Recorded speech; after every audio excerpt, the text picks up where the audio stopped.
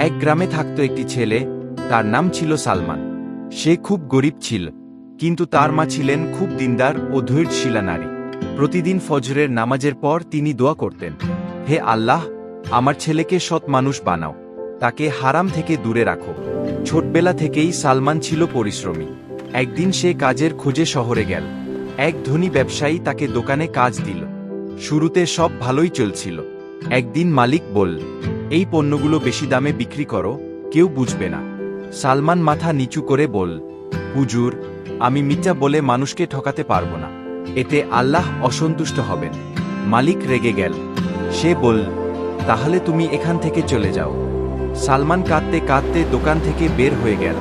সে আকাশের দিকে তাকিয়ে বলল, হে আল্লাহ, আমি সত্যের পথ ছাড়িনি, তুমি আমাকে সাহায্য করো। কিছুদিন পর আরেক ব্যবসায়ী সালমানের সত্তা দেখে তাকে কাজ দিল। ধীরে ধীরে সে তার সবচেয়ে বিশ্বস্ত কর্মচারী হয়ে উঠল।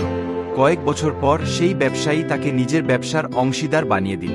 একদিন সালমান বাড়ি ফিরে মাকে বলল, মা, আজ আমি যা হয়েছি তা তোমার দোয়ার কারণেই।